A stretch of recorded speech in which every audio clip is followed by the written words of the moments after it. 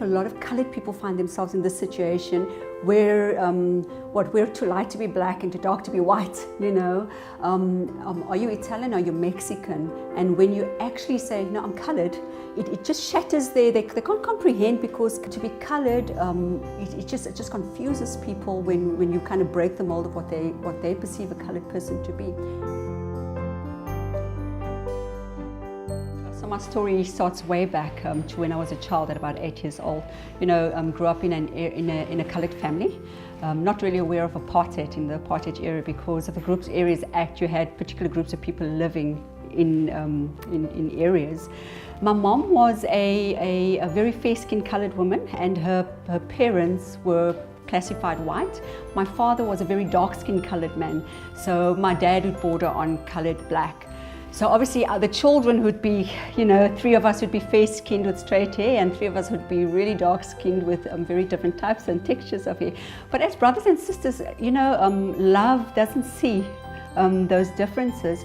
And I think my very first experience was a very painful experience, because my mom had left me at my aunt's place, who was white and lived in a very white life in an area that was classified as white.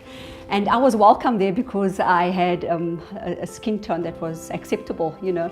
And when I'd go there, I would be told that, you know, you're Italian, or you're, you know, this is, and you don't live in Mitchell's Plain, you live in Ottery, you know. So my identity was really under attack from a very young age. But I think the real defining moment for me was one day when my dad dropped me off after he had to go to a meeting, and my aunt closed the door and turned around and said to her husband, "This kafir." And the word kafir, by her tone, I could tell was not a good word. You know, she thought there was something wrong with my father. And it really bothered me, because then she engaged in a conversation. And as an 8-year-old, you don't understand these things, you know. The response afterwards was incredible, because a lot of my black friends and white friends couldn't relate to how apartheid actually affected coloured people. You know, for coloured people it was just like, if the whites are doing well, you're white; if black's doing well, you're black. You know, we kind of like, and all those things that they said about colours, that you're spineless, that you're not a people. Coloured people have no backbone. It's not true. We have backbone, you know. We were unfortunately put in a situation where we had to choose, and no one should have to choose. No one should ever have to choose as to whether I take my son or my daughter with me based on the colour of their skin.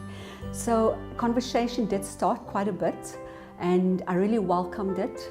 To be able to share my story, and lots of other stories came out of it. I mean, incredible stories of how someone had not seen a sister for 30, 40 years, because when she got married, her mother said it would be best for her to move to the then white areas and never to contact them again, because she'd have a better life. And to this day, I mean, we're talking 30, 40 years later, she's never seen a sister.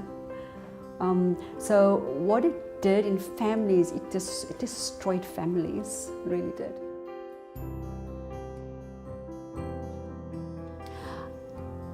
I think it affirms our humanity when we tell stories. I think when we're sharing stories and acknowledging pain, because we've lost the art of storytelling. In fact, we live in a world where your story doesn't matter. A lot of today, and I think especially this generation, even my daughter who's coloured, and even with black children, so it's not only white, you'd say, oh, get over it, you know, apartheid was, you know, why do we have to deal with apartheid and all the issues that you guys had with apartheid? I think it's important for us to hear the stories and why mom is the way mom is, and why mom affirms people the way she does, because our upbringing, or all of those things, our stories shaped us, our environment shaped us. Who knows if I had a different environment, I could have been a different person. I mean, I really dreamt of becoming a doctor, but the opportunities weren't there to be a doctor, you know. But if we could listen to stories and then acknowledge the pain of what happened, I'm not asking you to feel the pain. I just want you to take the time and listen to my story and acknowledge my pain. I'm not saying that you need to carry it and now make up for all the years. I want you to hear me and say, understand, you know, and then be intentional about wanting to reconcile with me. Don't go, because today many of the, if you share your story of the apartheid era or what it did in families, it's get over it, you know. I mean, gee whiz, that was 30 years ago, you know, we're out of it close to 30 years ago. But those things shaped us and made us the people that we are. What's your story? Telling our stories actually connects us with the humanity part of that person and says, I'm a person and I value you when I listen to your story.